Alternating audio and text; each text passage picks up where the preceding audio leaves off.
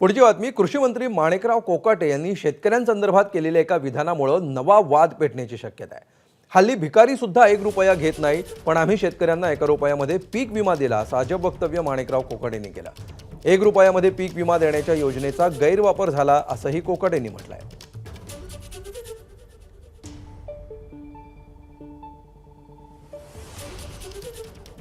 तसा विचार केला तर तुम्ही मला साधा कसं सांगा, भिकारी सुद्धा 1 रुपया घेत नाही हो, आणि आम्ही 1 रुपयावर विमा देतो गव्हर्नमेंट, त्याचा गैरफायदा लोकांनी घेण्याचा प्रयत्न केला।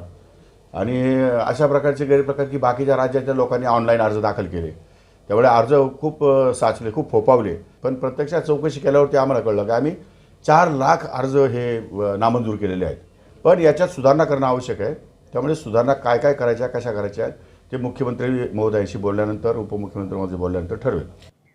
तर वादग्रस्त ठरलेल्या या 1 रुपयामध्ये पीक विमा योजनेत राज्य सरकार बदल करण्याची शक्यता आहे।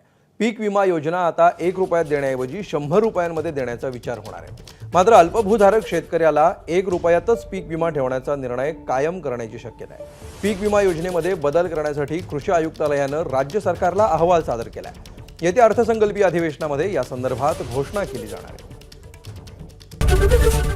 एबीपी माझा, उघडा डोळे बघा नीट।